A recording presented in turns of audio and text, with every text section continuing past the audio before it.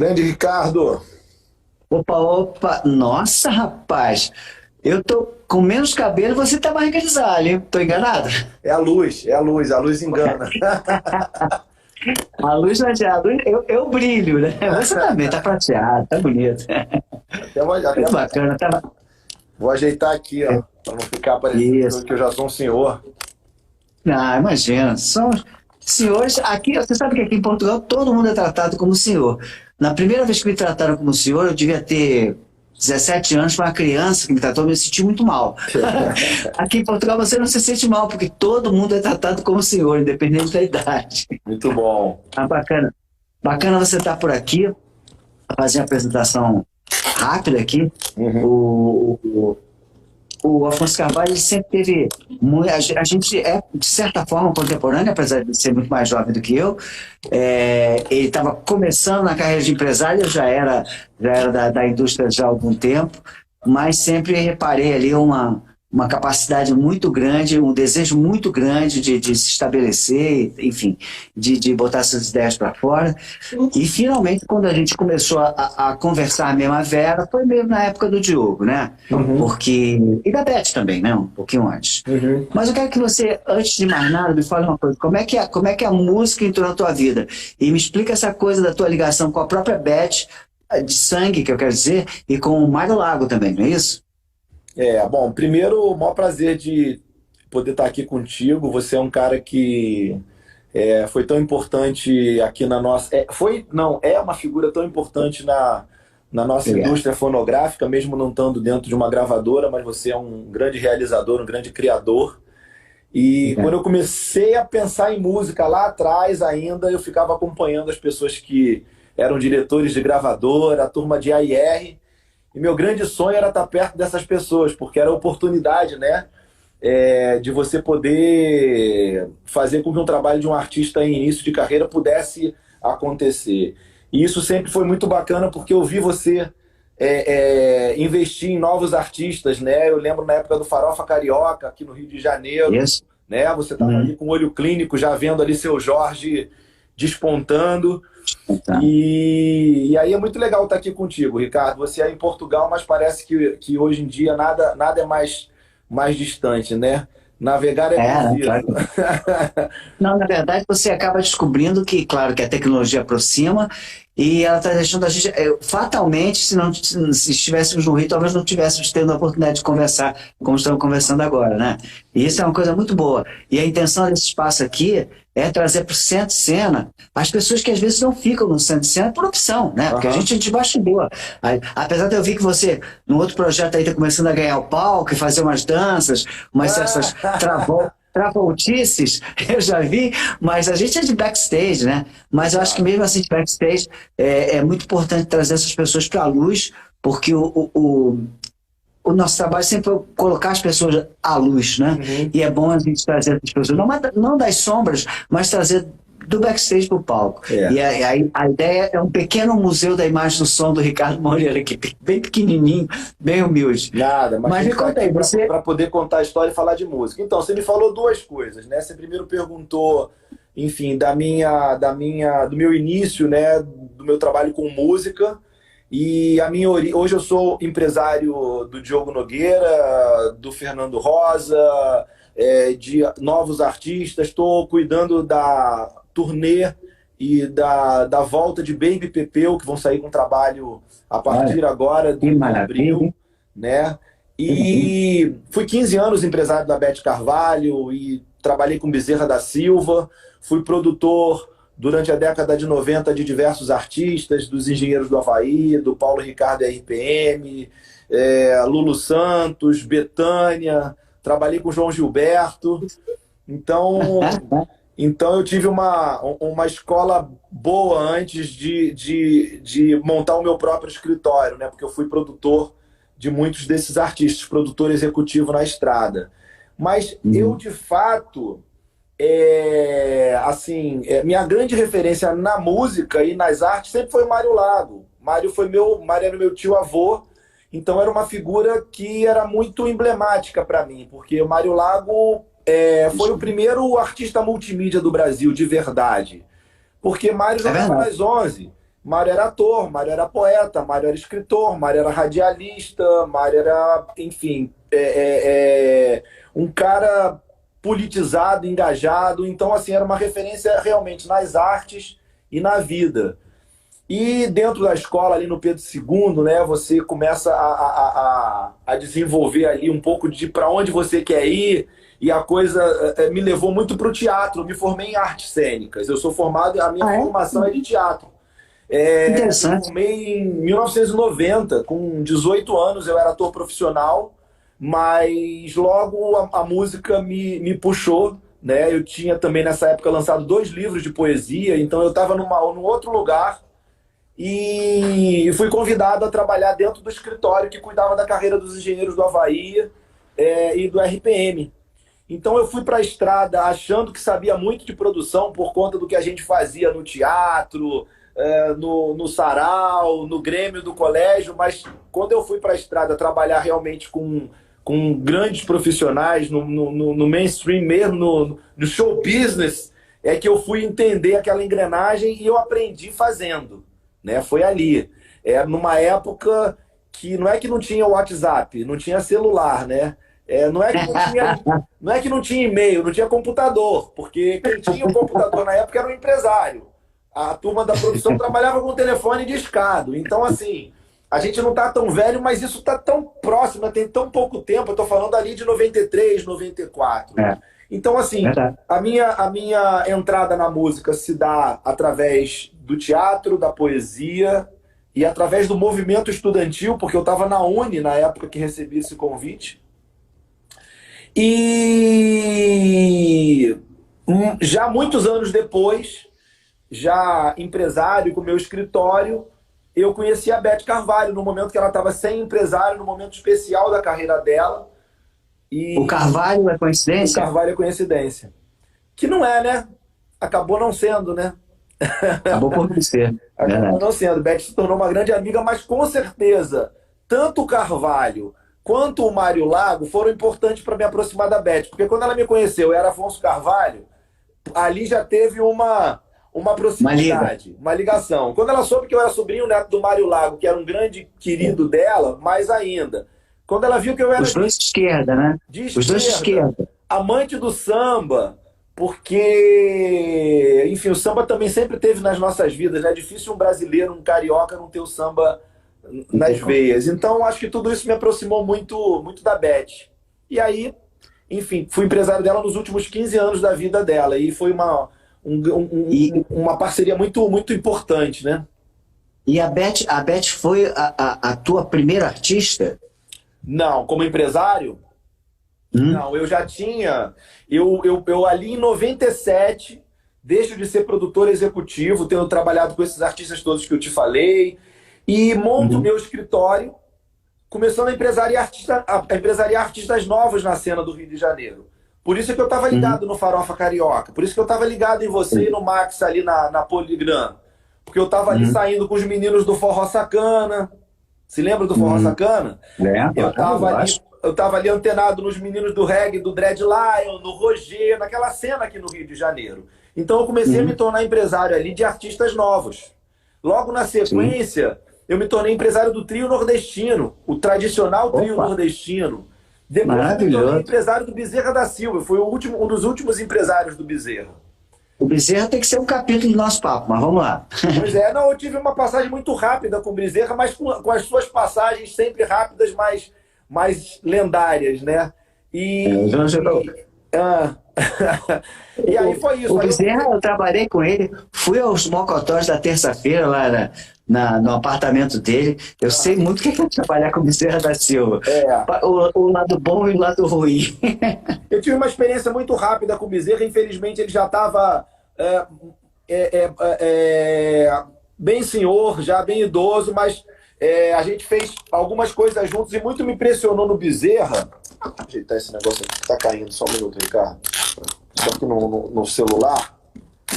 E aí, você bota no seu computador ou eu botei o... Não, tô no celular também. Tá, agora foi.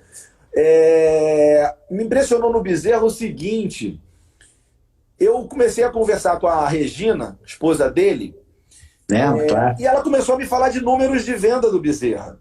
Não, porque eu fui semana passada na gravadora e já tinha vendido 180 mil do último disco dele. Eu falei, como? 180 mil? É, e tal. Aí me mostrou o disco que era uma coletânea dele, uma regravações dele. Aí eu falei, mas olha, o que é gravado? Eu não tenho visto nada do Bezerra, não tem nada mesmo, não. É isso mesmo, eles botam na loja e vende. Eu falei, pô. É verdade. Aí fui procurar, era a turma lá ficava lá em Bom Sucesso, Cid, da CID, e fiquei impressionado, porque eu fui conversar com eles, eu perguntei, mas o que vocês fazem de estratégia de divulgação, de marketing? Não, a gente não tem um departamento de marketing, não, a gente faz esse boneco. Aí pegaram aquele stand-up, né, aquele boneco do Bezerra, a gente sim. manda fabricar uns 300 deles e distribui pelo Brasil. Nesse momento eu pude apresentar a Alice Pelegatti para eles, para a Alice fazer o marketing deles naquela época, e fiz o primeiro videoclipe do Bezerra da Silva, produzido pelo Gringo Cardia. Que maravilha! Mas Você foi muito sabe que rápido. eu tive, a minha experiência com o Bezerra foi também de marketing, eu não era do AIR ainda. E eu tive o prazer e a honra de fazer alguns clipes com ele. Um deles foi o Defunto Caguete? Não, não foi Defunto Caguete, não. Foi um outro sobre um samba, que eu não me lembro o nome, que o sujeito era muambeiro, era traficante, Aham. e colocava a muamba escondia no cemitério, dentro do caixão. Né? Aí o Paulo Trevisan, o diretor, a gente foi gravar no São João Batista à meia-noite, juro por Deus, foram colocados túmulos cenográficos ao lado dos túmulos verdadeiros, colocados bailarinos ali dentro, Nossa. e ele cantava o samba, e de repente os bailarinos saíam das tumbas e faziam uma espécie de thriller, thriller do Bezerra da Silva. Cara, muito bom, muito bom. Muito Sensacional. bom. E ele era uma estrela naquela época da RCA. Aham. Vendia muito disco. Sim, não, o Vendia Bezerra foi um muito. super vendedor de disco. E o Bezerra vendeu mais de 10 milhões de discos, Ricardo. Eu não duvido, não. 10 Não milhões duvido. de discos. Se você for pegar toda a discografia do Bezerra da Silva, e pouca gente sabe, o Bezerra era músico da orquestra da TV Globo, né? Percussionista, mas Percussionista, zabumbeiro. lia partitura, né? Lia Ele estudou. partitura. Era do tempo dos grandes percussionistas que eram músicos formados, né? E ele conta as Verdade. histórias da época de orquestra de TV Globo. Bezerra da Silva foi músico do Jackson do Pandeiro.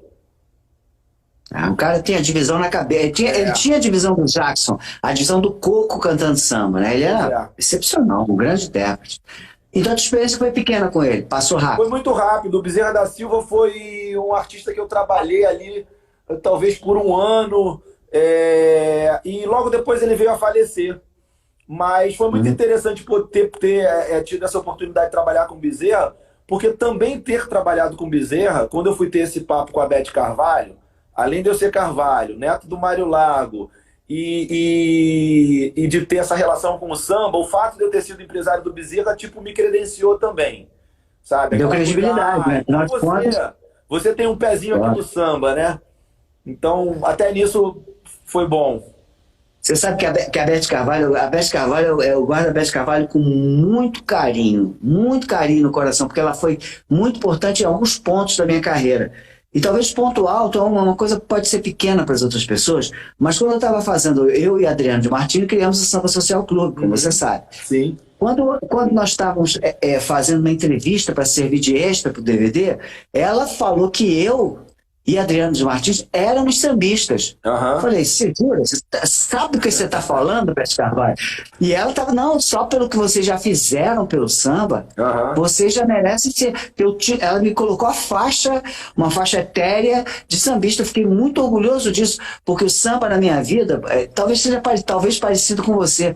O samba ele nunca foi a estrela da minha percepção musical. Ele sempre esteve. Mas eu era um cara de MPB. O samba, para mim, sempre esteve dentro da MPB, apesar de a gente saber que o samba era o patinho feio da MPB, a gente sabe disso, né?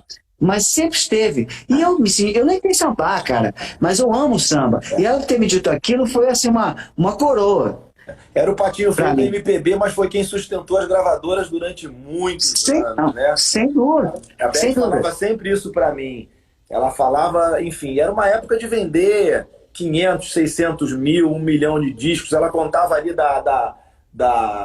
onde é a companhia dos técnicos, né, no estúdio da RCA aí, que as Kombis saíam lotadas de discos ali pela Barata Ribeiro, pela Nossa Senhora de Copacabana. Só na Barata Ribeiro tinha 30 lojas de discos. Olha que loucura, Sim. né? Numa rua tinham 30 lojas que vendiam discos. Então, Eu digo isso como eu sou mais.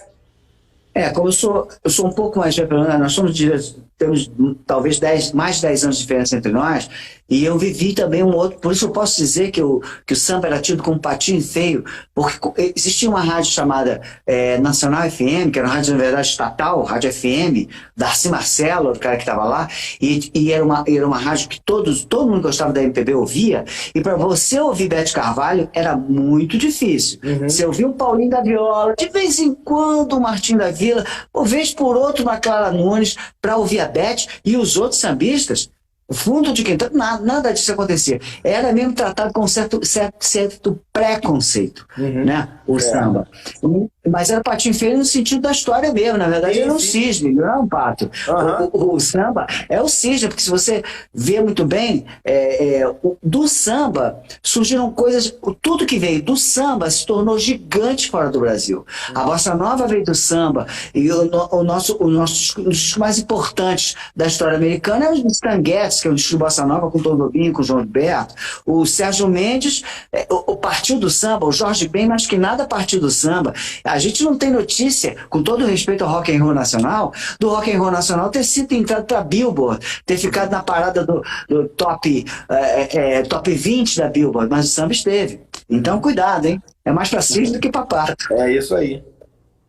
Viva o samba. Mas continua, cara. Eu te cortei. Desculpa, eu chamo disso conversa porque não é entrevista, é conversa mesmo. Não. Mas, na verdade, eu fiz você falou a coisa do patinho feio, mas você tem toda a razão, porque... e a Beth sempre me falou muito isso, né? E ainda mais ela, como mulher branca, né? Classe média, cantando samba. Média, ela foi uma desbravadora. E graças a ela, não só pelo talento, pela qualidade do trabalho, pelo faro, né, que ela sempre teve de buscar os artistas e os repertórios, eu acho que essa visão que ela sempre teve, esse engajamento da Beth, essa militância da Beth, essa consciência política e consciência artística fez com que ela pudesse também abrir muitos caminhos para os que vieram depois dela, né?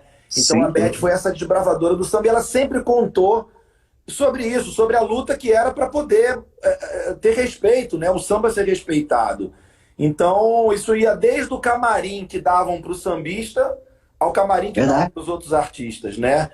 O tratamento, isso de uma maneira geral sempre foi. Mas eu vou te falar, Ricardo, passou muito tempo, mas volta e meia ainda é assim. O samba ainda continua sendo tratado de uma maneira como se fosse um subgênero, sabe? Apesar de ser o ritmo mais importante de um país tão musical como o Brasil, né? Mas a Beth foi uma escola para mim. Eu tive uma oportunidade de trabalhar com ela num momento muito importante da vida dela. Ela estava ali gravando seu primeiro DVD, mas a Beth tinha meio que rompido com todas as gravadoras. A Beth, no momento que eu fui trabalhar com ela em 90... Não, Beth foi em 2004. Olha o ato falho aqui, hein? O cara falando em 2004, pensando em 94. Em 2004, quando eu fui trabalhar com ela estava vindo de 2 ou 3 trabalhos independentes, num selo, né? Ela montou o selo dela e ela estava lançando e ela não queria papo com gravadora. Então, quando eu fui trabalhar com ela, eu já tinha esse background de quem tinha trabalhado com muitos artistas, mas eu era um empresário de artistas novos. Então, quando eu fui trabalhar com ela, eu passei a me tornar um empresário de um medalhão. Então, eu passei a ter uma interlocução com todo o mercado com a credencial Beth Carvalho. E isso me deu uma legitimidade, isso me deu uma voz, isso me fez poder refazer um pouco dessas relações que ao longo do tempo foram se perdendo. E você sabe como é o nosso mercado. Um se desentende um aqui um dia, no outro dia já se reentendeu e já criou um projeto e as coisas andam. Então foi muito bacana, porque para mim foi uma oportunidade de um posicionamento como artista, como empresário de uma grande artista. E de fato foi isso que aconteceu na minha vida. A Beth me ensinou muito, mas ela foi uma figura que foi um divisor de águas, né, dentro dessa vivência que eu tive tendo trabalhado na década de 90 como produtor de diversos artistas, mas como empresário, né? E para ela, eu tive a oportunidade de ser esse interlocutor que não existia para ela. Porque a Beth teve poucos empresários na vida dela. Ela sempre meio que se auto-empresariou, né?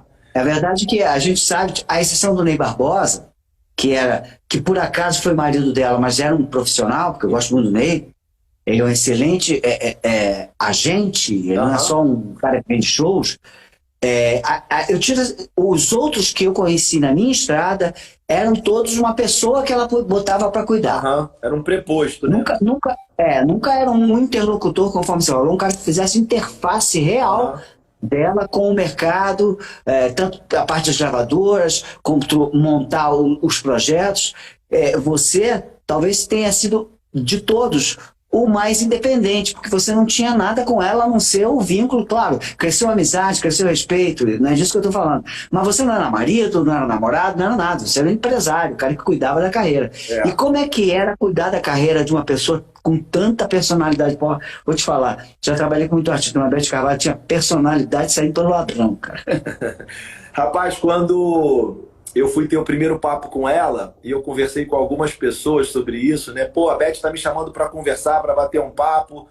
Quem sabe aí começa uma nova fase, um trabalho. Eu vou te falar, 11 entre 10 pessoas falaram assim: ih, rapaz, não vai durar um mês com ela. Eu falei, por quê? Não, uma pessoa, personalidade forte, uma pessoa exigente, uma pessoa que às vezes, enfim, complicada, tal.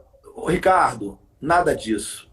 A Beth era uma pessoa que, como uma grande artista que era e que sabia e que tinha consciência, porque eu às vezes participo de uma aula que a minha esposa Anitta Carvalho faz dentro do Music Rio Academy, que é a formação de novos profissionais. Então eu acabo sempre contando um pouco da minha história e dos artistas que eu trabalhei. E eu falo muito sobre isso, a consciência do artista em ser artista, no papel de ser artista. E ter a consciência de ser artista não é só cantar bem ou ter talento. É se entender no seu tempo, se entender como no seu papel profissional, no seu ofício, né? Porque essa consciência, por exemplo, é o que dava para a Beth essa amplitude toda do que ela fazia, né? E acabou que a gente teve um casamento fantástico, porque a gente se tornou parceiro. Eu percebi ali na Beth que o que faltava para ela era uma segurança de alguém que pudesse pegar os projetos dela e falar, vamos fazer. Mas vamos fazer por aqui, porque se for por aqui vai dar errado. Vamos fazer assim, porque assim é mais certeiro. Então eu tive um background antes dela que me deu a oportunidade de, quando iniciar o trabalho com ela, já ter passado por muitas coisas. Eu tinha trabalhado com a Maria Bethânia, eu tinha trabalhado com o João Gilberto, com a Adriana Calcanhoto, com o Lulu Santos.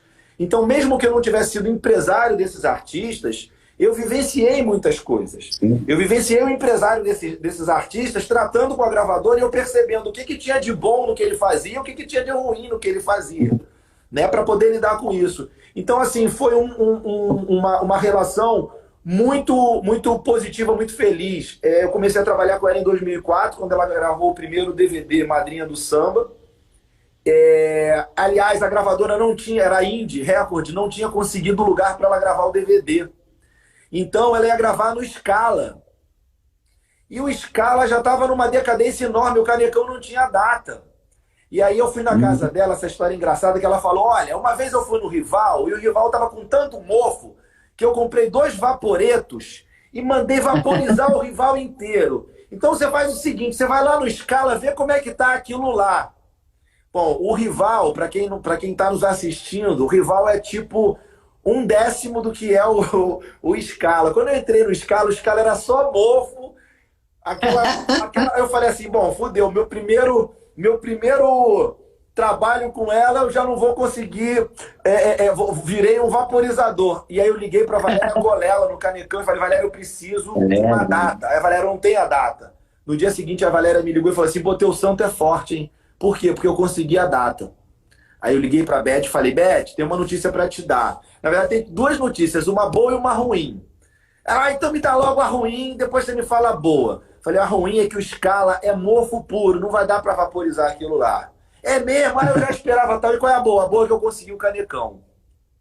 Quando eu disse para ela que conseguiu o Canecão, que nem a gravadora tinha conseguido, ali, Ricardo, para mim foi tipo Ganhou, o mulher. iniciamento. Ali falou o seguinte, pô, esse cara, se ele mal entrou, já me arrumou o Canecão para eu gravar o meu primeiro DVD, É ele. comecei com o pé direito. E assim foi, a gente gravou. Todos os últimos DVDs da Beth, na verdade, todos os DVDs da Beth foram produzidos por mim. DVDs incríveis, como o Beth Carvalho Canto Samba da Bahia, com participação de todos os grandes baianos. Né? Caetano, Gil, Bethânia, Ivete, Margarete, Daniela, Carlinhos Brown, Olodum. Por exemplo, esse projeto, a Beth um dia virou para mim e falou: Afonso, eu queria gravar um DVD como aquele trabalho que eu fiz de São Paulo, Beth Canto Samba de São Paulo, só que vai ser Beth Canto Samba da Bahia. O que você acha? Eu falei, eu acho fantástico. Olha, mas eu quero convidar o Caetano, o Gil, a Bethânia, a Ivete. Eu falei, todo mundo? Ah, maravilha, tal, mas imaginando, bom, não vou conseguir reunir esse povo todo num único DVD em um dia de gravação, Ricardo. Ela pegou o telefone e todas as pessoas, claro, dona Beth, claro, todos. E olha que eu consegui montar um cronograma para isso ter sido gravado em maio. E eu não tive grana de patrocínio para gravar. Aí eu tive que jogar para agosto. E aí os patrocínios foram pintando, o DVD aconteceu, a gente gravou com o que tinha de melhor, Conspiração Filmes, tudo. E para quem não conhece, eu recomendo assistir Beth Carvalho Canto Samba da Bahia, que é um DVD maravilhoso. E com a Beth eu tive a oportunidade de fazer importantes projetos e tenho o orgulho, sabe, a honra, na verdade, Ricardo. Você sabe que os discos da Beth Carvalho sempre foram dedicados a figuras históricas. Então, Beth dedicou disco, dedicava mesmo, fazia uma dedicatória no disco. A Beth dedicou disco ao Cartola, ao Nelson Cavaquinho, a Dona Ivone Lara, ao Zeca Pagodinho, e o último DVD dela foi dedicado a mim. Então, era mais do que trabalho, né? Era uma relação de cumplicidade, de amizade, porque até me emociono sempre que eu falo da Beth, porque foi uma figura muito, muito importante na minha vida. Eu acho que a chave do relacionamento teu com a Beth, eu vou me aventurar porque eu conheci a Beth bem, em dois momentos diferentes, como a IR, e antes como homem de marketing, de televisão, então, não sei o quê, é que a Beth, ela gostava muito de quem entendia o valor dela. Porque como ela encarava muito desvalor, não desvalor dela, Beth, mas desvalor do samba, e ela era quem carregava a bandeira do samba com obstinação. Ela fazia isso com uma vocação, uma missão e sina. Né? E quem reconhecia, eu como divulgador de TV, ela que, por exemplo, eu não fazia TV Globo. Fazia alguns programas de TV Globo jornalísticos. Ela, quando ia fazer o Fantástico, ela queria que eu acompanhasse.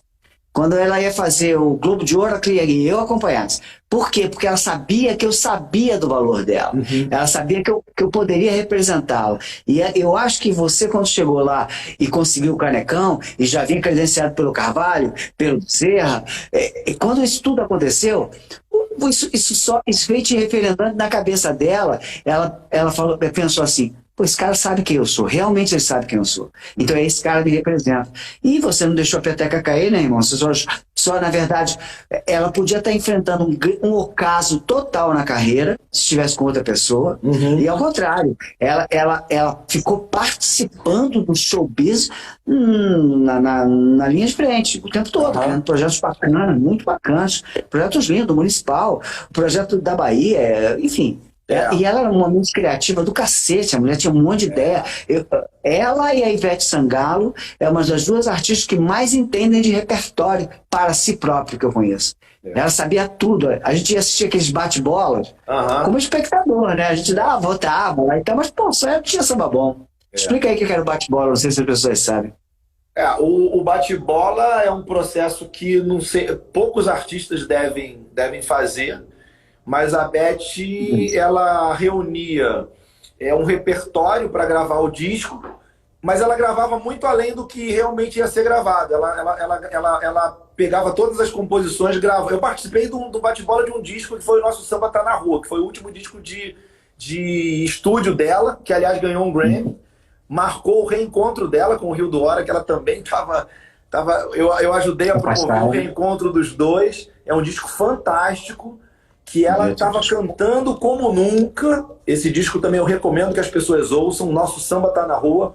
O problema é que ainda não, ele, por uma questão de gravadora e tal, ele não está nas plataformas. Mas, aliás, essa semana eu tenho uma reunião com a Luana, filha da Beth, que faz aniversário hoje, para a gente falar sobre isso. Então a Beth, no bate-bola, ela chamava 30, 40 pessoas para irem para um lugar ouvir as músicas que ela tinha selecionado para gravar o disco. Então ela botava 30 músicas para tocar e aí ela dava um papel para as pessoas darem nota para as músicas. Só que quem estava lá? Tava o Ricardo da gravadora, tava o seu Zé da padaria, tava a Luciana, que era sobrinha, tava o Afonso, que era empresário, tava o Pedrinho, que era o cabeleireiro. Então ela reunia gente de toda a esfera, de todo o nível de relacionamento que ela tinha.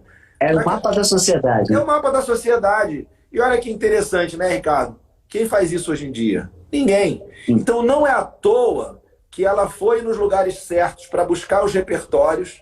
Beth, eu sou, enfim, o idealizador e produtor do Samba Book, que é um projeto que ele fica ali buscando os principais obras de grandes compositores. E a gente vai fazer agora o Samba Book da Beth, Ricardo. Olha que interessante. Bacana, muito legal. O Samba Book sempre homenageou compositores, hein? Sim, sim. Talvez você não tenha se atentado a isso. Então, primeiro foi João Nogueira. Sim, claro. Me atentei. Jorge Aragão, Dona Ivone Lara e Zeca Pagodinho. Todos compositores. Só que eu resolvi propor para a Musiqueria, que é a minha parceira no Samba Book, que realiza, fazer um Samba Book em homenagem à Beth, porque o repertório da Beth é dela. Sem dúvida. 1.800 Colinas é do Gracia do Salgueiro, mas é da Beth Carvalho. Sim. Claro, lógico. Então, Folhas Secas é do Nelson Cavaquinho, mas é da Beth Carvalho. Então, e olha que ela competiu com Elis Regina no mesmo ano, hein? Não, e com histórias, né? Sim, eu conheço essa história, Elis tentou levar Folhas Secas na mão grande, mas ela conta que ela foi pra rua e botou a boca no trombone e falou, não... E as duas gravações são maravilhosas. Cada uma para um lado, e sensacional. Não, ela tem várias músicas que concordo com você, porque o bom intérprete dá peso autoral. Exatamente. As interpretações dela, né, Ricardo? Olha, tem gente que não sabe, né? Mas Saigon, que ficou conhecida na voz do Emílio Santiago, foi lançado pela Beth. Sim, eu lembro comigo.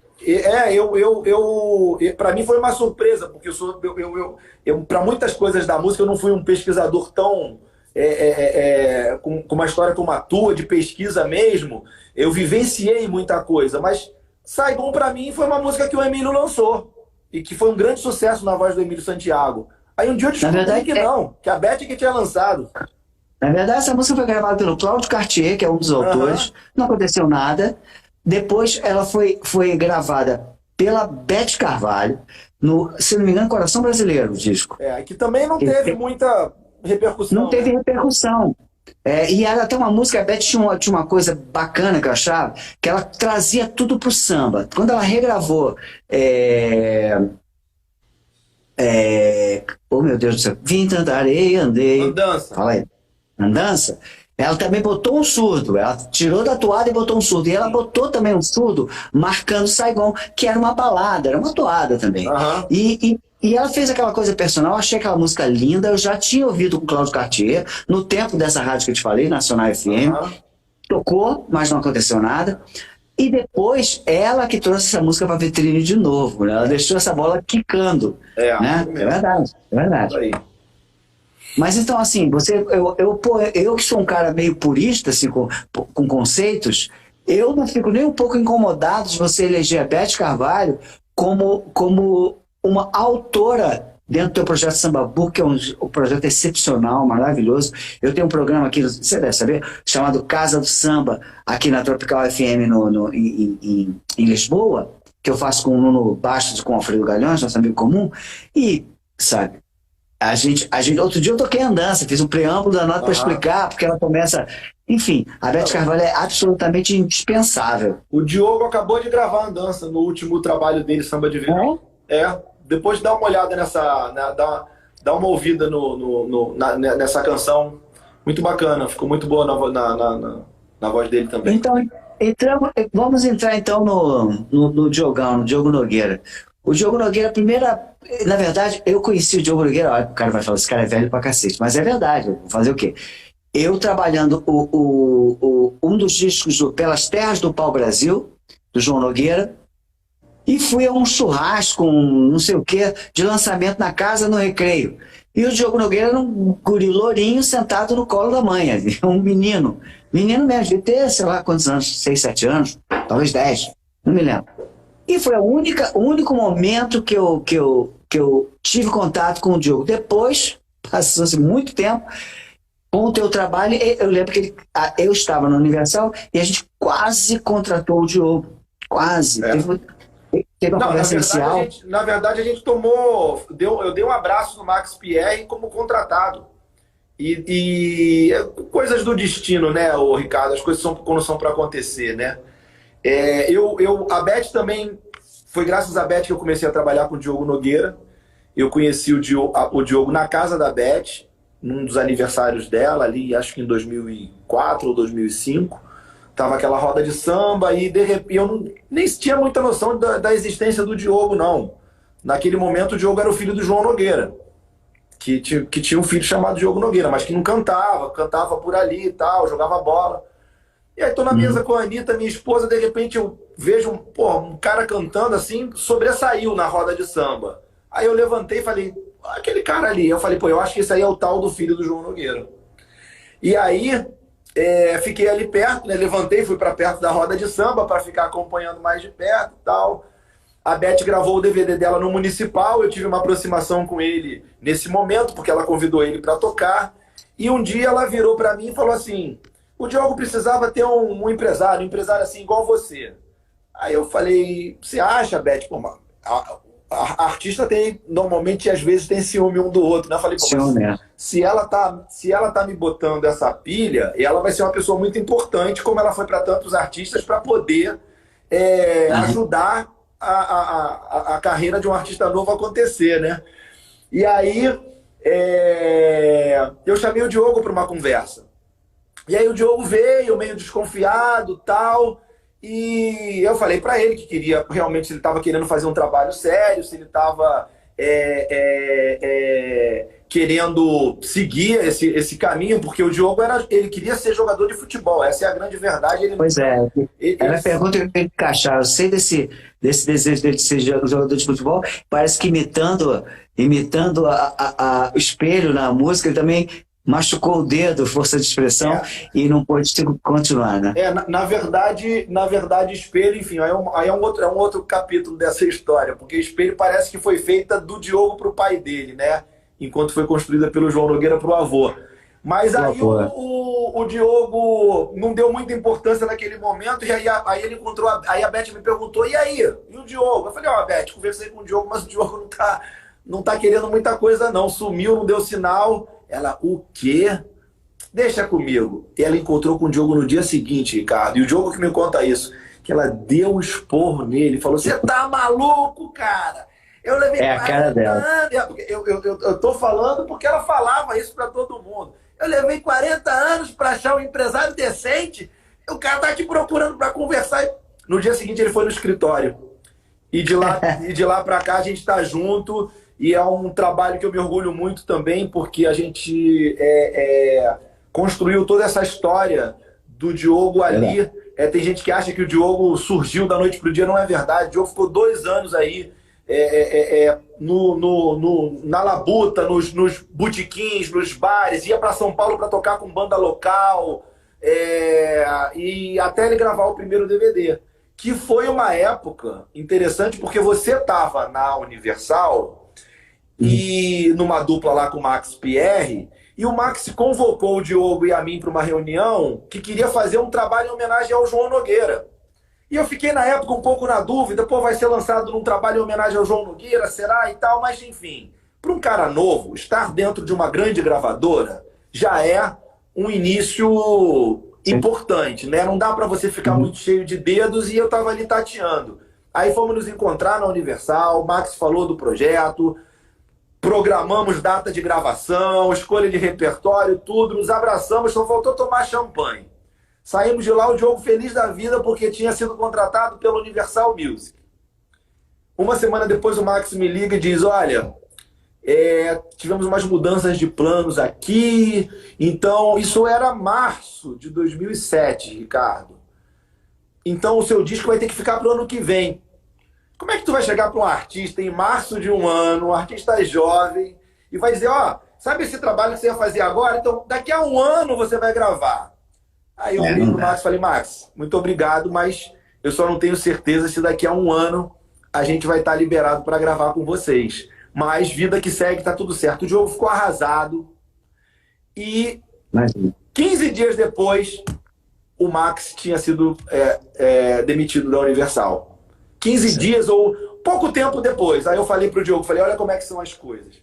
Se de repente você fosse contratado por um diretor artístico de uma gravadora e ele sai, você ia ficar sem padrinho lá dentro. Então nada é por acaso, vamos deixar quieto. Foi quando logo depois Marcelo Castelo Branco retorna para o Brasil, assume a EMI, vai num show do Diogo criado estrategicamente por mim no Teatro Rival, com participação do Marcel Powell, filho do Baden Powell, com o Marcelo D2, num dia que foi incrível. Porque foi a Beth Carvalho, foi o Arlindo Cruz, foi o Júnior, jogador, todo mundo estava no Teatro Rival. E o Marcelo, que estava assumindo a presidência da EMI, sentou nas primeiras cadeiras e eu só ficava vendo a cabeça do Marcelo assim. Tipo, é esse cara. Você que logo depois esteve lá com a gente junto, e a carreira do Diogo começa ali com esse DVD em 2007, já começou com um DVD, que foi muito importante, porque ele tinha a voz muito parecida com o pai, mas a imagem mostrava que eram duas pessoas, e a estrada mostrou a personalidade de cada um, onde ambos são muito, muito importantes e são muito talentosos no que faziam. O Diogo não precisa ser o grande letrista que era João Nogueira ou o grande intelectual. O Diogo, ele canta pra caralho, ele tem uma outra onda. O Diogo é um multiartista também, ele é apresentador de programa de rádio. O Diogo Nogueira foi ator de musical. Sem ter, nunca teve. E é um cara que transita em diferentes gêneros musicais, todo mundo respeita ele, e o tempo é que deu isso pra ele, né, Ricardo?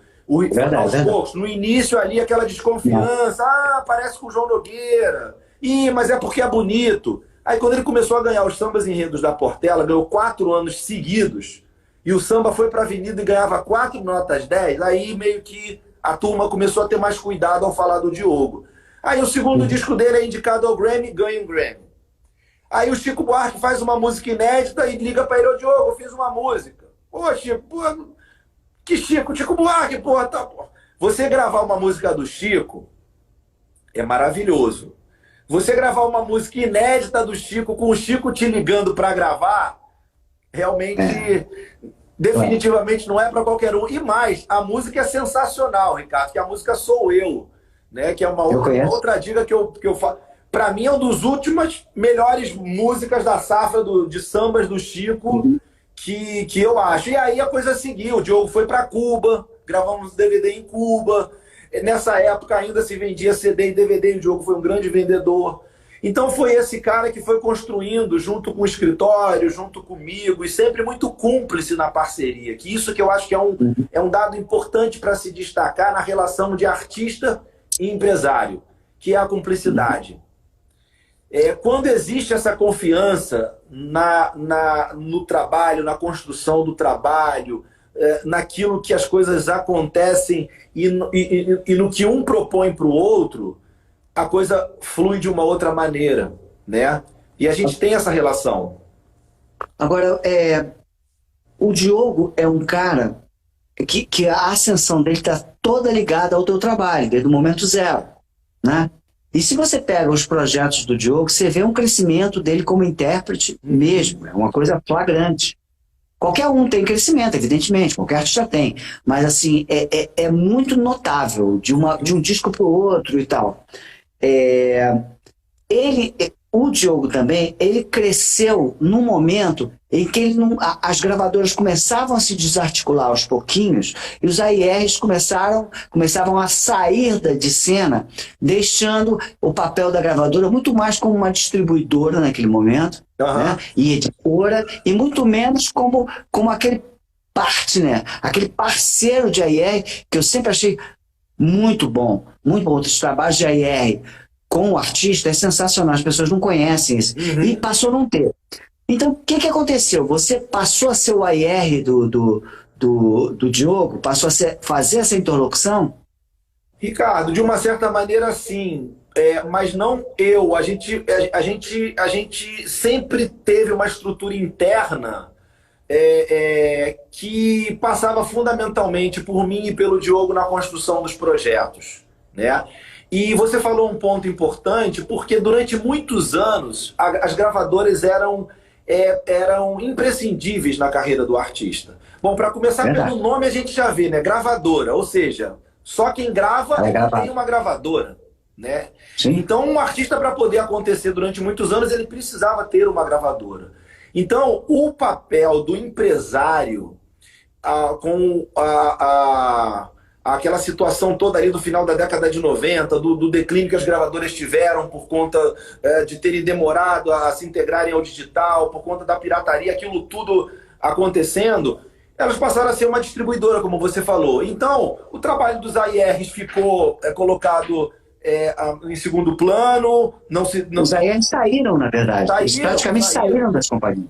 Você era um cara que fazia um trabalho super cuidadoso e tantos outros, Max, enfim, eu era fã de todos os AIRs, né? Eu até brinco, sacaneio às vezes o Bruno Batista, que eu encontro ele no aeroporto, no restaurante, e falo assim, bom, Bruno, AIR, aeroporto e restaurante.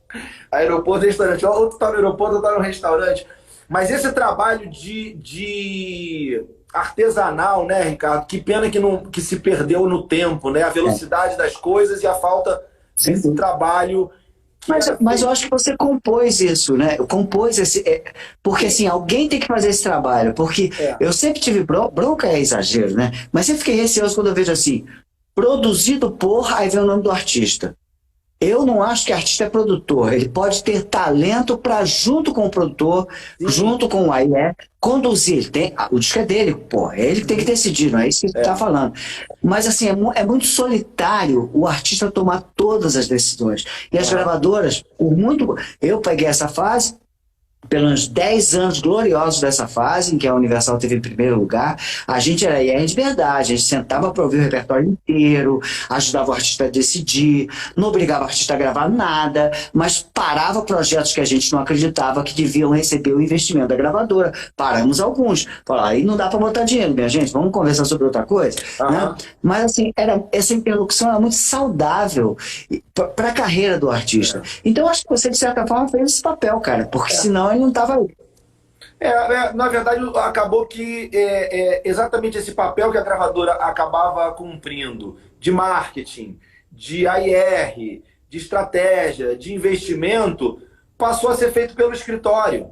Então foi natural, foi inevitável, foi uma consequência do que a gente estava fazendo, até porque não tinha outra alternativa.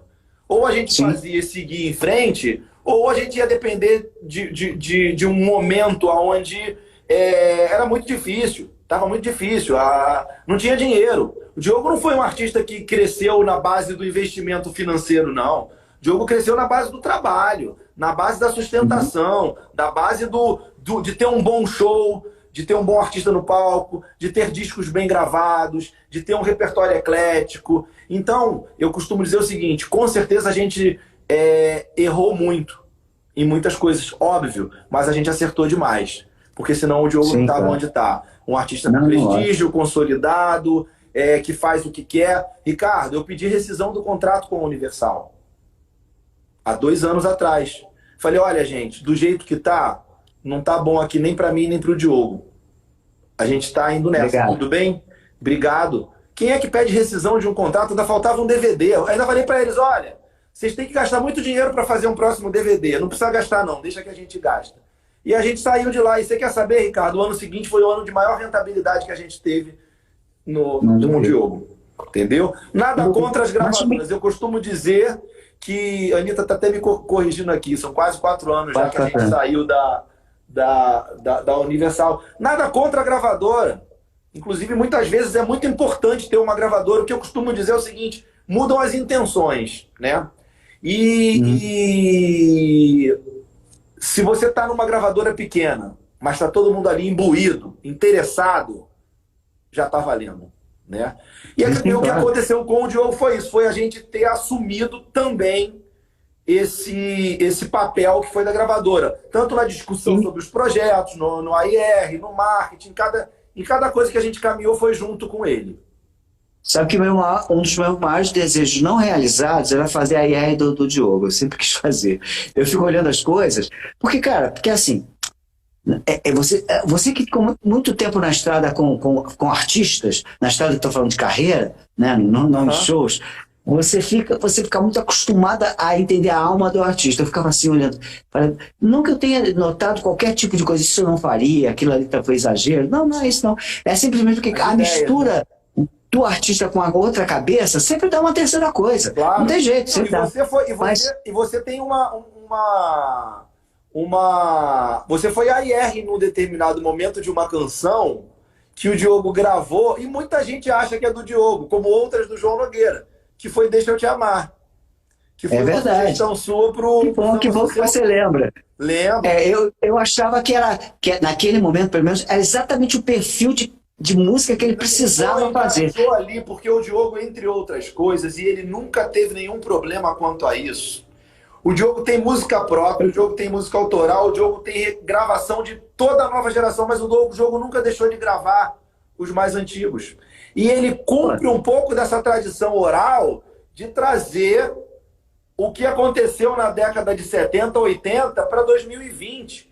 Então hoje, quando uma pessoa ouve o Diogo Nogueira cantar João Nogueira, muitas vezes acha que é dele. Quando ouve cantar Deixa Eu Te Amar, do AGP, acha que é do Diogo. Ela acha que é dele, é verdade. Cumpriu esse papel. Apropriou. Aquela coisa do intérprete que a gente falou, né? O Diogo se apropriou de Deixa Eu Te Amar. Eu sabia que ele ia fazer isso. Exatamente. E deu certo. Tanto é que ficou no repertório. Sinta-se prestigiado, porque você foi a IR por essa e talvez por outras que a gente nem saiba, porque outras sugeridas por você. A do Luiz Airão. Também muito legal. Eu também achava que ia dar super certo. O único defeito daquela música é levemente machista. Então... Tem músicas que não dá mais hoje em dia para serem cantadas como os tempos são outros e ainda bem que são outros. O que é? A Patrulha Liga a Sirene, né? Aí não pode deixar a Patrulha ligar a sirene. Não, mas acabou que, enfim, algumas discussões têm sido saudáveis. É claro que em alguns momentos a discussão fica meio, enfim, exagerada. Sai de um campo e vai para outro. Mas, de fato, acho que tudo que está acontecendo no mundo e no Brasil são coisas importantes, independente da questão artística. Sem dúvida. Vamos falar dos novos? Não, vamos. Se eu quero terminar uma coisa, num momento ali que é bem importante para as pessoas entenderem, eu queria que você falasse um pouquinho desse momento da reinvenção do papel do empresário sem a gravadora.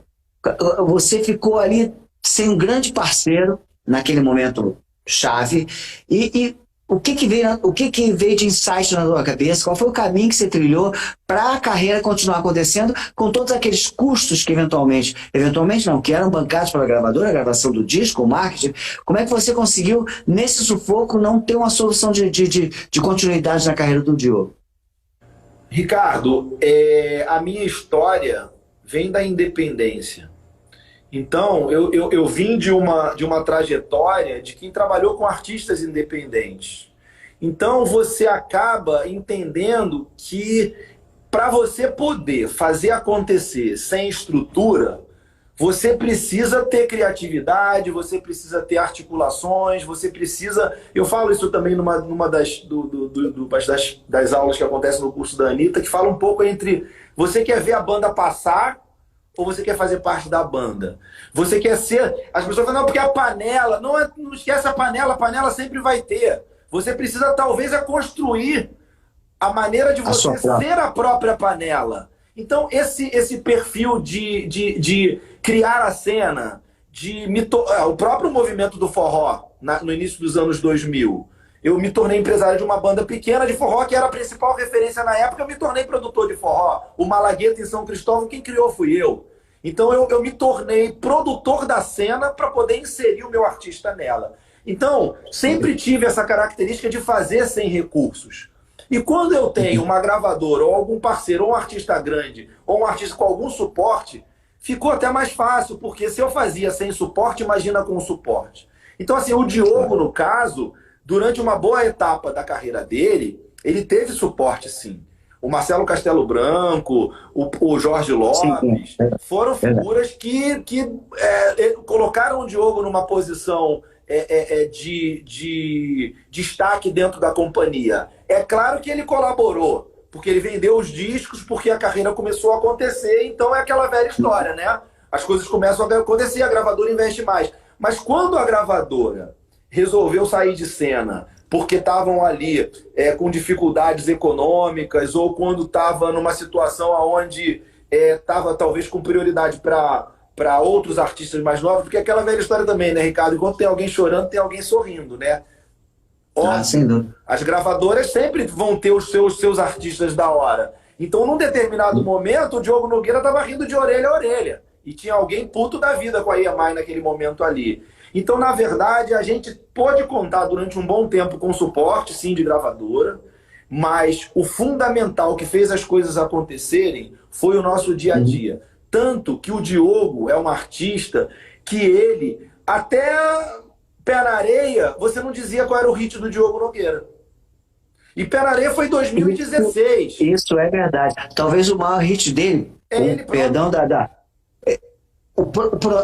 até então, o projeto Diogo Nogueira era vencedor. Mas ele não tinha essa vida me levar dele. Né? O Pé na Areia passou a ser... eu sempre tive essa consciência e isso me dava uma segurança tremenda de ver que, na verdade, a gente não estava dependendo de ninguém. Porque se o hit somos nós, não tem modismo, não tem dinheiro, não tem rádio. Diogo nunca tocou na FM um dia, Ricardo, que é a rádio mais popular de samba. Tocou uma vez ou outra, mas a rádio sempre teve uma certa bronca ali, nunca facilitou a vida dele ali dentro.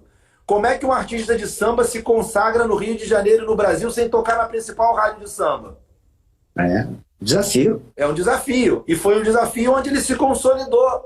Graças a ele, ao talento dele, graças ao meu trabalho, graças ao escritório, graças à Anitta, graças aos músicos, que sempre teve uma puta banda. Então, na verdade, falta de dinheiro não é sinônimo de fracasso. Né? E eu falo sempre, dificuldade é vitamina, né, cara?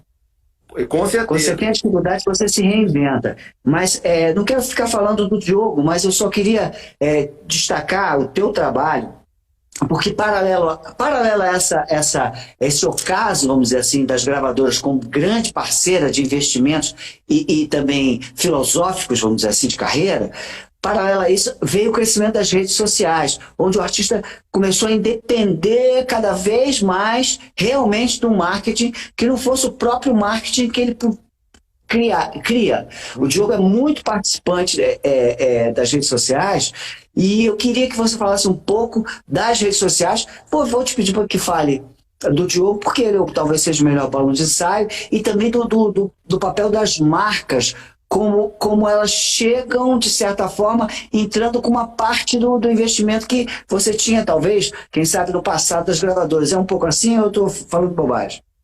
Olha, não, nem sempre é assim. Na verdade, você falou sobre dois assuntos. O primeiro, a relação do Diogo com as redes sociais, né?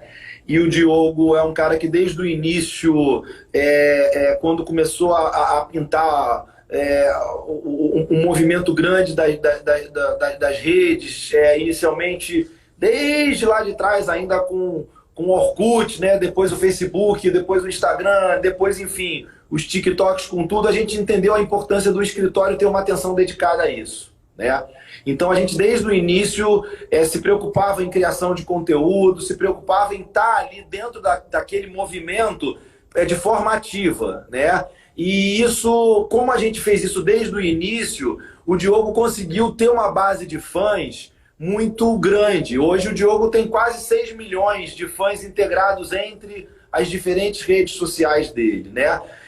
Se você pega artistas explodidos e ultra populares, é um número pequeno, mas se você pegar como um número de um artista de médio, grande porte e que transita dentro de um público que é um público constante, não é um público da moda que entra e sai, o Diogo tem uma base de fãs muito boas. E, de fato, quando isso acontece, as marcas começam a entender que aquele artista é um bom interlocutor para poder vender o seu produto.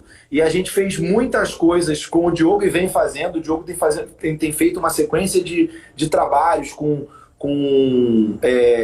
marcas, com publicidade, mas houve um momento recente que a gente soube transformar uma dificuldade numa solução. Né? Como você falou, eu não tinha escutado essa. Dificuldade é vitamina. E para nós foi, porque no meio da pandemia a gente mergulhou de uma hora para outra no universo das lives, levando música e entretenimento para casa das pessoas. E, Ricardo, aconteceu uma coisa que eu nunca tinha visto, né? Marcas batendo na minha porta para patrocinar o Diogo, para patrocinar as lives. E eu tô falando de marcas como Açúcar União, Granfino, Friboi, marca World Pneus, uma loja de pneus, cara. Virou um patrocinador até hoje. O cara patrocina o Clube do Samba. Então a gente passou a ter uma conexão com marcas de todos os tamanhos. Mas... E a marca, desculpa te interromper, eu acho que isso é importante. E a marca, diferente da gravadora que quer interferir porque o produto dela é a música, a marca, o produto dela não é a música, ela quer a música para vender a sua marca. Sim. Então ela já traz aprovado o teu conceito. Ela não vai dizer pra você, faz isso ou faz aquilo. Ela simplesmente ela quer o que você já construiu. E espera que a coisa seja bem sucedida. E na pandemia a gente fez mais de 30 lives. A primeira live que o Diogo fez bateu 3 milhões de pessoas com 500 mil pessoas assistindo simultaneamente. Olha, naquele mesmo momento, isso não é da boca para fora, porque você tem o gráfico ali do que está acontecendo, né? Naquele mesmo momento, e a gente não conseguia nem ter noção naquele momento se isso era muito ou se era pouco. Quando passou tudo, ele falou, nossa, que troço louco. E aí você estava falando com um cara do mundo inteiro, no final das contas, né? Porque a internet... Então, o nosso crescimento no YouTube foi fantástico também. O Diogo tem uma base de fãs enorme no YouTube, quase 1 milhão de inscritos no canal dele. Então as redes sociais, elas foram muito importantes também, mas a gente também soube se adaptar a elas. E a gente continua se adaptando. Você vê agora o TikTok, a gente está chegando no TikTok, estamos atrasados no TikTok. Mas porque, na verdade, a gente... É muita velocidade, né, Ricardo? A verdade é essa, a velocidade é grande. Então a gente precisa tá lidando com o que já existe, mas tá se preparando para o novo, né? Então, cara, vamos ficar nesse mote aí e eu quero saber de você o que é o empresário para a gente até chegar no Fernando Rosa, o que é o papel empresário, fazia esse papel. Quando ele estava em gravador, o AIR, ele recebia notícias próprias, ou seja, a gente já saía para ver o Farofa Carioca no ballroom, e esse artista é bom, eu quero esse artista, ia para Bahia ver artistas novos, os representantes ligavam, os que vendiam aquele negócio que a gente chamava de disco, né, LP. Aí o cara ligava, olha, aqui tem um artista ótimo, a gente viajava, ia conhecer, e tinha também os produtores que já viajavam o Brasil inteiro, colegas seus, tanto de escritório quanto produtores mesmo de disco, traziam, vamos dizer assim, esse balão de discussão e de encontrar artistas novos, ele na verdade se desfez, ele explodiu, né? Mas em contrapartida a gente ganhou as redes sociais. Como é que você filtra e encontra projetos hoje em dia? É presencial? Na internet? Como é que você faz? Ricardo, eu acho que continua valendo muito. Em primeiro lugar, o teu interesse, estar disposto a procurar gente nova, né? Porque eu, durante um certo tempo, eu estava um pouco desencantado, essa é a verdade. Estava ali com artistas mais estabelecidos, então só de pensar em trabalhar com um artista novo eu já ficava meio que cansado, sabe? Aquela coisa de você pensar em toda aquela trajetória, toda aquela quebração de pedra. Mas também, se você for pensar bem, né? Quando deixou de ser assim? Nunca. Até para quem está estabelecido, o jogo nunca está ganho. Na verdade, o barato não é nem o final do jogo, o barato é o jogo, né? Então essa construção o tempo todo, essa descoberta, o novo projeto, isso que eu vivo com o Diogo, eu poderia estar vivendo com um artista novo. E mais recentemente a gente despertou aqui, eu e a Anitta, que é minha sócia, minha mulher, a gente começou a falar muito sobre a importância de novos artistas, né? De estarmos próximos a novos artistas. Não só por uma questão de continuidade, mas também me sinto, sinceramente, com uma responsabilidade cultural, histórica. O que eu vou deixar, né, para os meus filhos, claro, para os meus netos? Eu que trabalho com música, então onde é que eu vou garimpar gente de qualidade, gente que faz música que eu gosto? Porque se tem uma coisa que norteou sempre a minha carreira como empresário, foi só trabalhar com quem me emociona, Ricardo. Isso aí é o básico para eu poder me envolver em algum trabalho.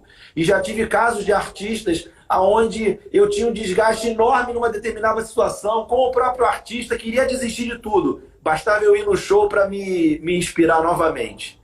E aí eu assistia aquele show e falava assim, é por isso que eu estou aqui.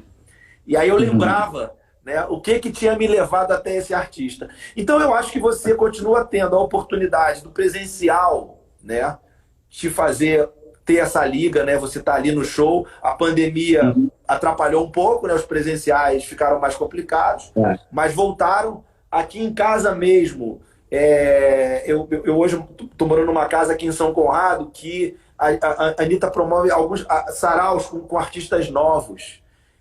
Isso tem sido incrível, porque você assiste artistas novos cantando e compondo com um nível de qualidade e você fala, onde é que estava esse cara?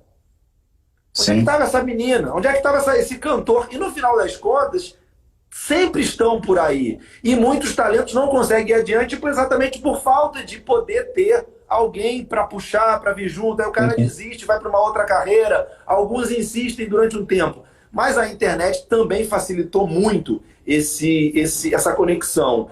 E digo para você que 3 artistas novos que eu trabalho hoje surgiram daí, né?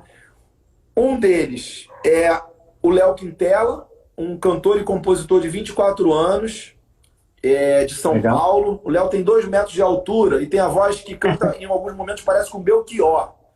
Aquela combinação toda mexeu e ele fez um planejamento estratégico com a Anitta. Ela faz um trabalho com novos artistas para dar uma norteada na vida deles. E ele fez. E a Anitta me falava, bicho, o Léo é interessante, porque o Léo canta, o Léo compõe, o trabalho autoral dele é diferenciado. Vamos fazer um trabalho com ele? E a gente resolveu fazer. Jorge Lopes comprou o barulho e o Léo foi lançado pela Biscoito Fino.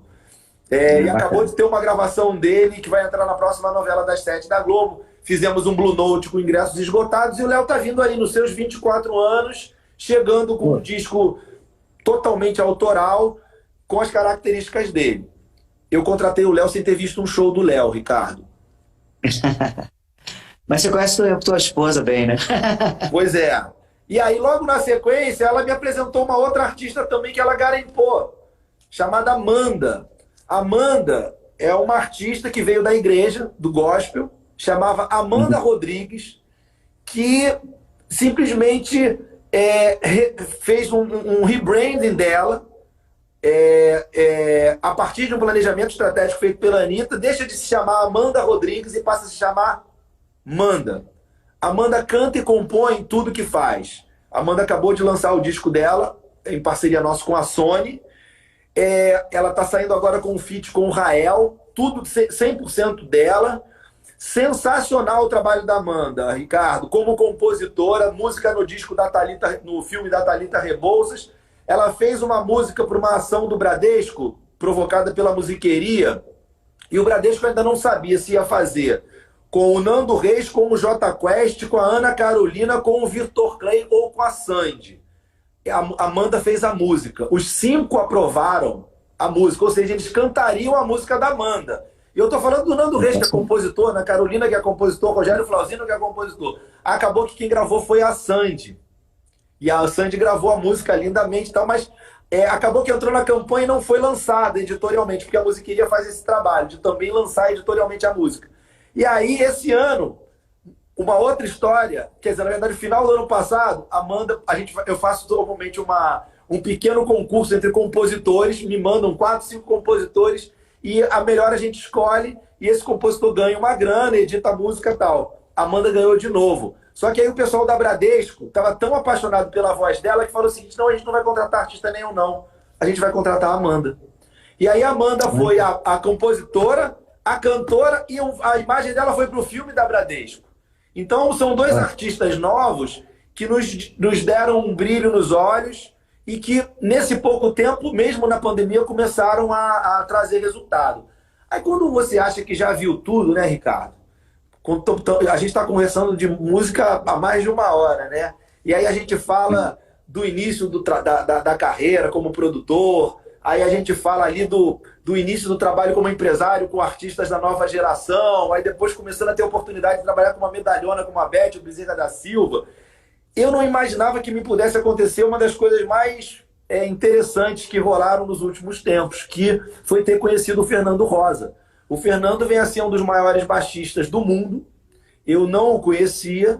Em maio desse ano, em maio do ano passado, eu estava em casa aqui assistindo alguma coisa, um Netflix da vida com meu filho mais velho, Luke.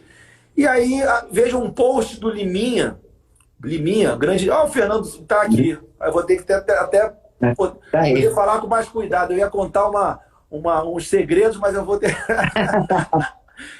E aí eu falei pro Luke, isso é interessante porque isso tudo hoje em dia fica registrado, né, Ricardo? Então foi no dia 10 de maio que eu virei pro Luke e falei, Luke, olha esse cara tocando baixo.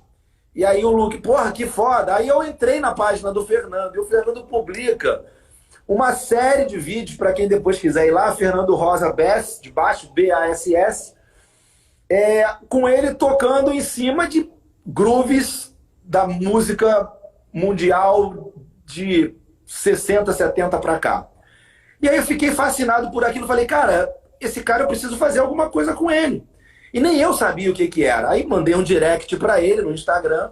E eu digo 10 de maio porque estava registrado a troca de direct entre nós. Falei, Fernando, olha, meu nome é Afonso Carvalho, eu trabalho com o Diogo Nogueira, tal. Porque eu também precisava me credenciar ali para dizer quem eu era. Assim como durante muito tempo eu falava com as pessoas, é o empresário da Beth Carvalho. Sim, tal, pá. E eu falei, cara, eu queria falar contigo sobre um projeto. E aí dei o meu telefone para ele, eu falei, me liga. Aí ele me deu o telefone dele. Aí eu posso te ligar? E liguei. Eu falei, olha, irmão, como é que você tá? Tudo bem e tal? E ele tá aqui para não deixar mentir. Se eu estiver mentindo, Fernando, qualquer coisa você escreve aí. E aí eu falei, cara, eu não sei exatamente o que é, mas eu queria fazer um trabalho com você. Você canta? Aí ele, não. Quer dizer, eu canto, mas eu não sou cantor e tal, mas eu faço as minhas composições. Eu falei, bom, então de repente é uma banda. Não sei se é uma banda também, mas enfim, o importante é o seguinte, Fernando. Eu acho que você não é um baixista que pode ser artista. Eu acho que você é um artista que toca baixo.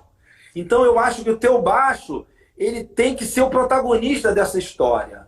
E começamos a desenvolver juntos uma conversa sobre repertório, sobre levar aquilo que ele tinha feito com tanta maestria no Instagram, que levou a ele hoje a ter mais de 400 mil seguidores. Entre eles, o Spike Lee, que é um cara que segue 5 pessoas no mundo. O Spike Lee, um deles é o Fernando. E eu comecei a ver, o Slash do Guns N' Roses seguia ele, o Lenny Kravitz seguia ele. Enfim, todo aquele universo acontecendo ali. E o Fernando fazia um trabalho no Instagram que era esse que eu te falei. O Fernando é uma figura que parece que ele foi teletransportado da máquina do tempo de 1972 para 2022, com aquele visual, né? Aquele visual incrível, visual único. E esse é o visual do Fernando, o Ricardo, para tudo na vida, para ir na padaria, para tudo. Então a turma conhece bem o trabalho dele. E aí, o visual, e aí a gente começou a conversar, nos associamos. E o Fernando, a gente montou um show, ele criou um repertório baseado em cima desses clássicos todos da disco, black music, desde os anos 70 para cá. E a gente levou para o palco aquilo que estava no Instagram e que tanta gente se interessou. Só que tinha um grande desafio, né, Ricardo? Porque uma coisa que funciona no Instagram não necessariamente possa funcionar do mesmo jeito no palco. Por mais que ele fosse o que é, um dos maiores baixistas do mundo. E falo isso porque ele vem recebendo convites incríveis que em breve a gente vai poder estar dividindo com vocês. Mas a gente montou um show e ele estreou no Blue Note com 2 sessões, com a casa esgotada. E na caminhada da formatação do show, onde no primeiro momento ele achou que seria ele um DJ. Aí depois foi entendendo que podia ter um baterista. Aí depois foi entendendo que ao invés de um DJ seria um baterista e um tecladista. Então formou. Hoje ele tem uma formação de palco que é ele, um baterista e um tecladista em cima de uma base gravada. Isso tudo já é fantástico, porque são grandes clássicos da música do mundo. Músicas que você ouve e você já sai dançando. Mas teve um insight que começou na esposa do Fernando, que veio para cá, e é um bate-bola que vai construindo as coisas, que foi o seguinte: ele, em alguns vídeos que ele coloca, ele bota a imagenzinha, uma televisãozinha aqui, por exemplo, você vai tocar o Jackson 5, é ele tocando ali, a base e o Jackson 5 aqui. Então a gente levou isso para o palco. E aí eu tive um insight de criar um cenário com painéis de LED, que eles são desconstruídos. E ora, o painel está com a cabeça do Michael Jackson e o de baixo está com o pé do Michael Jackson dançando. Então, é um trabalho que ficou gráfico e ao mesmo tempo ali de uma imagem que conversa com o que está rolando. E aí, meu irmão, vou te falar uma coisa. Arrumei um problemaço para mim. Porque a liga foi enorme. Quando ele entrava na primeira música, sem o telão de LED, a galera já curtia, pela onda toda. Mas na segunda música, quando entra ali, é uma música do Michael, acho que é o Off the Wall, quando entra a música e pinta o Michael na tela, nossa, a plateia foi ao delírio. Então, pra você ter uma ideia como é que são as coisas, isso nasceu em maio do ano passado, de uma história como essa. O Fernando a gente está indo sábado agora para Londres. O Fernando está fazendo 3 shows em Londres, numa casa para 500 pessoas, e os 3 shows já estão esgotados. Depois ele vai para Paris, no New Morning. Eu estou com 2 sessões também, uma já esgotada e outra já com metade da casa vendida. E depois ele vai para Grenoble, uma cidade na França, também num super evento que tem lá. Então a velocidade das coisas é muito incrível, porque... Estou vendo aqui o Luiz, da Orquestra Ouro Preto, que é incrível, chamando o Fernando para fazer uma parceria. Explica, eu fico... Pô, a gente é dos bastidores, fica sempre curioso como é que constrói as coisas. Porque a gente, pelo que eu entendi, já vi alguma coisa, você está me falando do fonograma original tocando. Isso. Não é isso? Isso. E sendo reinterpretado por alguns instrumentos. Perfeito. Imagino que você, como você não tem o multicanal, né? Não deve ter, né? Não, mais ou menos. Aí é o segredo de Estado. Tudo bem, não precisa me contar. Eu vou dizer o que eu percebo. Talvez em equalização você consiga anular algumas frequências para poder entrar com baixo, para poder entrar com a bateria, para poder... Aqui, deve clicar aquela coisa toda para não sair mas basicamente o Elvis Presley, a banda do Elvis Presley já fez isso com imagens do Elvis, claro, mas é diferente, né? A banda pegou lá com a RCA Victor, com a BMG, o multicanal, tirou coisas, sincronizou a voz, é outro lance, né? Aí é conforto total, né? Imagina o Fernando com essa possibilidade. Mas como é que tá bom? Então revela o que você consegue revelar sobre esse segredo de conseguir essa performance. Bom, o Fernando, ele tem, além de tocar muito o instrumento que ele toca com baixo, o Fernando também tem um ouvido de engenharia de som. Então ele tem os recursos dele que ele consegue, no Instagram, colocar o baixo com uma predominância, né, com uma altura maior. O baixo vem presente ali, é só você ir lá. Alguém perguntou qual é o Instagram do Fernando? Fernando Rosa Bass. B-A-S-S, de baixo, tá? No show a gente fez a mesma coisa. E foi interessante no primeiro show, né, aprendendo ali a lidar com aquela coisa toda, que eu falava com o engenheiro de som que estava mixando o show. Aí eu falava, olha, o baixo é para ir na frente. Mas não é para ir na frente, não. É para ir muito na frente. Aí o cara estava ali mixando, né, engenheiro de som. Aí eu falava, não, cara, você não está entendendo. Não é o baixo baixo, é o baixo alto. A ponto até dele ir descobrindo a partir da primeira sessão para a segunda o equilíbrio melhor. Entendeu? O baixo é o cantor. Né? Mas é exatamente isso. O baixo é o protagonista da parada. Né? E é o protagonista na interpretação que o Fernando dá. Se as pessoas depois forem no Instagram do Fernando, vão ver as imagens do show. E a gente já fez 2 datas no Blue Note esgotado, viemos para o Rio de Janeiro, no Teatro Prudential esgotou, fomos para São Paulo no Bourbon Street, e o Fernando vai fazer o Noites Cariocas agora. Na mesma noite que a Isa, ainda apareceu aqui, ó, fazendo aqui comentários, falando que a gente soma com a criatividade, ousadia e experiência. Isso faz toda a diferença para o artista. É essa cumplicidade, Ricardo, que eu estava falando, que é fundamental. E que desde o início da minha carreira, sempre eu tive a oportunidade de fazer. Desde lá de trás, com Forró Sacana, junto ali, construindo a história junto, fosse na cenografia, fosse na construção do show, fosse na discussão do repertório, no que quer que seja, na construção do projeto, né? Por isso é que eu nunca... eu sempre me entendi que o empresário é o sócio do artista. Ele não é nem o patrão do artista, nem o funcionário do artista. Ele é sócio do projeto. Ele constrói o projeto junto. E quando é um artista, um empresário que tem uma relação de sintonia, de cumplicidade e de confiança, porque as pessoas acham que confiança está só no dinheiro. Gente, confiança no dinheiro é a coisa mais básica que pode existir na vida de uma pessoa. Ou você é ladrão, ou você, sabe... Honesto, né? Claro. Não é isso. É confiança. É confiança na relação, é confiança em saber que o artista vai fazer aquilo que ele está se propondo a fazer. E o artista saber que você vai dar base para ele poder realizar isso.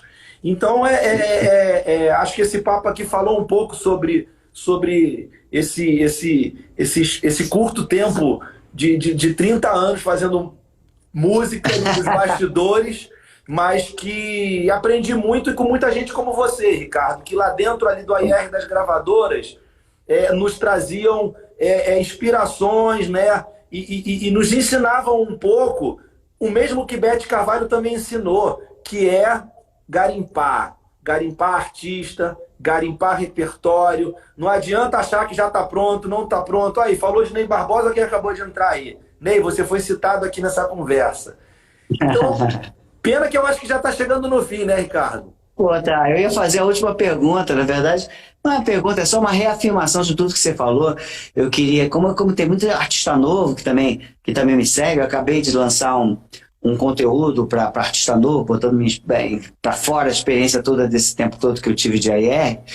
Eu queria saber se você fosse um artista novo, que tipo de empresário você ia buscar? É possível um artista novo buscar um empresário? Rapaz, eu ouço essa pergunta diversas vezes.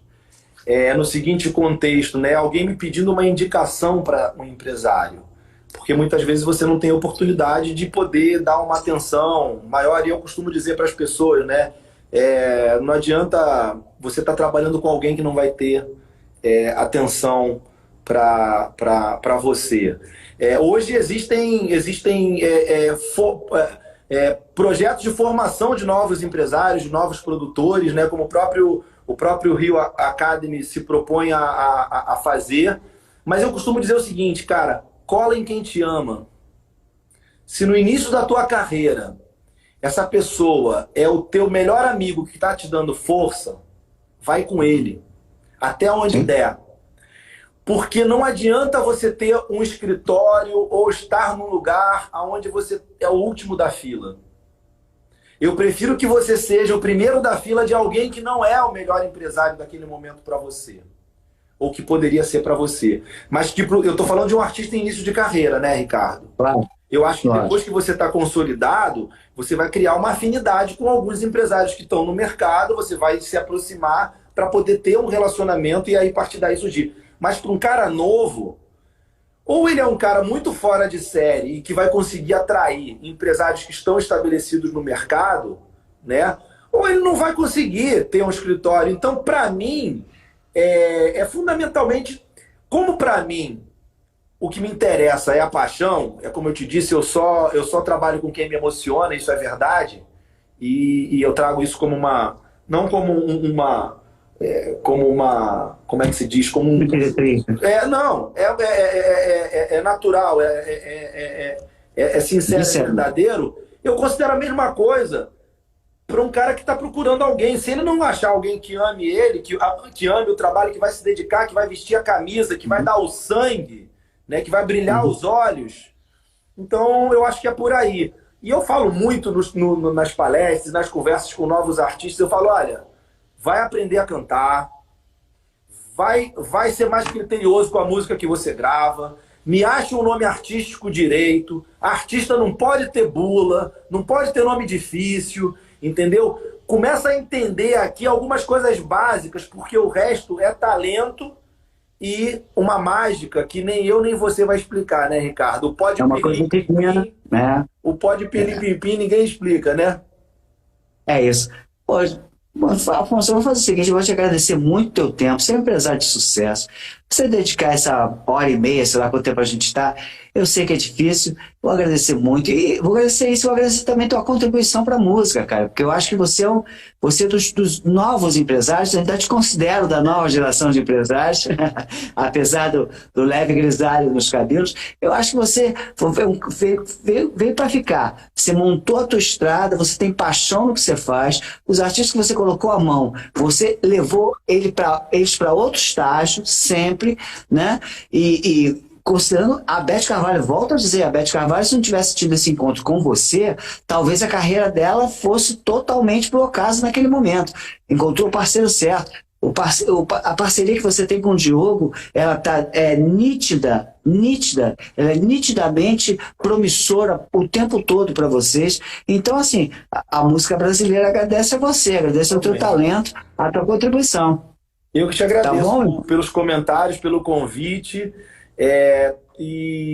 Na verdade, essa vivência, né, Ricardo, que a gente tem, a gente parece que já aprendeu tudo, né? A gente parece que já viu de tudo, mas nunca, né, irmão? A cada dia a gente está aprendendo o tempo todo.